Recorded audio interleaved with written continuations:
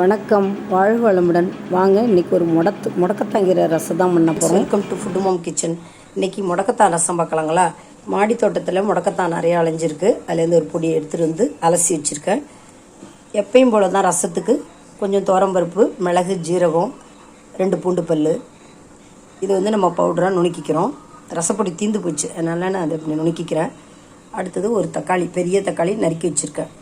தாளிக்கிறதுக்கு பார்த்திங்கன்னா கடுகு, ஒரு காஞ்ச மிளகாய், கொஞ்சம் பெருங்காயம், 1/2 ஸ்பூன் அளவுக்கு பெருங்காயம், இவ்வளோதாங்க. இது ரொம்ப ஹெல்த்தியான ரசம். குழந்தைங்களுக்கு சளியெல்லாம் போயிடும், நமக்கும் மூட்டு வலியெல்லாம் போயிடும். இதில் இருக்கிற குழகுழப்பு தன்மை வந்து நமக்கு மூட்டு வலியெல்லாம் போயிடும்.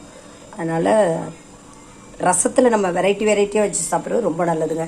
வெத்தலை ரசம், இஞ்சி ரசம், இந்த மாதிரி முடக்கத்தான் ரசம், பிரண்டை ரசம், நிறைய இருக்குது வெரைட்டி. பைனாப்பிள் ரசம், எவ்வளோ ரசம் இருக்குது. அதில் இதுவும் ஒரு முக்கியமான ரசம். இதை நம்ம எல்லாம் ஓட்டிட்டு பார்க்கலாங்களா.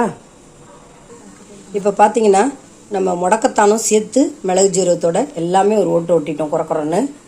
இதுதான் முடக்கத்தாங்க. முடக்கத்தான் அந்த சின்ன பசங்களுக்கெல்லாம் தெரியாது, இப்போ இருக்கிற ஜென்ரேஷனுக்கெலாம் தெரியாது. இது ஒரு இதில் விதை வரும். அந்த விதை போட்டாலே கொடியாக நிறைய ஈஸியாக முளைச்சிடக்கூடிய ஒரு மெடிக்கல் வேல்யூ நிறைஞ்ச ஒரு நல்ல ரசம். குழந்தைங்களுக்கு சளி போயிடும், பெரியவங்களுக்கு மூட்டு வலியெல்லாம் போயிடும். ரொம்ப நல்லது இது. பிரண்டை லிஸ்ட்டில் முடக்கத்தானும் ஒரு முக்கிய இடம் வகிக்குது. அதனால் முடக்கத்தானையும் அடிக்கடி சேர்த்துங்க. தோசை செஞ்சு சாப்பிட்லாம், ரசம் வச்சு சாப்பிட்லாம், சூப்பு வச்சு குடிக்கலாம். அப்புறம் பூரி, சப்பாத்தி எல்லாத்துலேயுமே ஆட் பண்ணலாம். இதை ரொம்ப உடம்புக்கு யூஸான ஒரு இது. முடக்கத்தான் பார்த்திங்கன்னா தெரியும், விதை ஈஸியாக கிடைக்கும். அந்த விதையை போட்டாலே கொடியாக படர்ந்துடும். ஒரு பொடி பறித்து நம்ம எல்லாத்துக்கும் யூஸ் பண்ணிக்கலாம். தாளிக்கிறதுக்கு ஒரு காஞ்ச மிளகாய், பெருங்காயம், கடுகு. இப்போ தாளிச்சிடலாம். நம்ம இதை குறன்னு நான் ஓட்டிட்டேன், ஒரு ஓட்டிட்டேன். இப்படியே தாளிச்சிட வேண்டியதுதான். புளி தண்ணியும் ஊற போட்டு வச்சுருக்கேன். புளி தண்ணி நம்ம தாளிச்சிடலாமா. இப்போ வந்து நம்ம எல்லாம் அரைச்சோம் பாருங்கள் மிக்சியில், எல்லாத்தையும் போட்டு இந்த புளி தண்ணியோட கலந்துட்டேன். தாளிப்பு கொடுத்துட்டு இது வந்து ஒரு கொதி விடலாம். ஏன்னா அந்த கீரையில் இருக்கிற எசன்ஸ்லாம் இறங்கணும். அதனால ரசம்லாம் நம்ம நுரைச்சிட்டு வந்தாலே இறக்கிடுவோம். இந்த மாதிரி மூலிகையெல்லாம் செய்யும்போது ஒரு கொதி விட்டு இறக்கலாம். தாளிச்சிடலாமா. இப்போ நம்ம தாளிப்பு கொடுத்தாச்சு. இந்த ரசத்தை அப்படியே அதில் ஊற்றிடலாம். இது வந்து ஒரு கொதி விடணும். ஏன்னா அதில் வந்து முடக்கத்தாங்கீரையோட எசன்ஸ் அது ஊறி அந்த எசன்ஸ் இறங்கினோன்னே நம்ம இறக்கிட வேண்டியதுதான். ரசம் ரெடிங்க. ரொம்ப ஈஸி, ஆனால் ரொம்ப ஹெல்த்திங்க. செஞ்சு பாருங்கள். முடக்கத்தான் ரசம், ஈஸியான முடக்கத்தான் ரசம் சூப்பராக எம்மையாக ரெடி ஆகிடுச்சு. ஒரு கொதி வந்தோடனே இறக்கிடுவோம். இது வந்து நம்ம ஸ்லோ ஃபயரில் வச்சுருக்கோம் பாருங்கள். ஒரு கொதி வந்தோடனே நம்ம ட்ரான்ஸ்ஃபர் பண்ணிட்டு பார்க்கலாங்க. முடக்கத்தான் ரெடி, சூப்பராக எம்மையாக ரெடி ஆகிடுச்சு.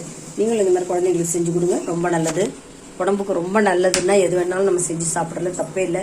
அது இது சைடு எஃபெக்ட்லாம் கிடையாது, மூலிகை தான்.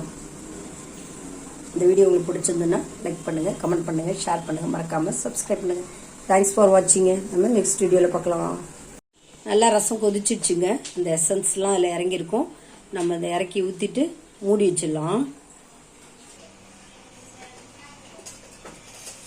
ரசம் சூப்பராக எம்மையாக ரெடி ஆகிடுச்சுங்க. ரொம்ப நல்லது. சூப் மாதிரியும் குடிச்சு பாருங்கள், குழந்தைங்களுக்கும் கொடுத்து பாருங்கள். சளி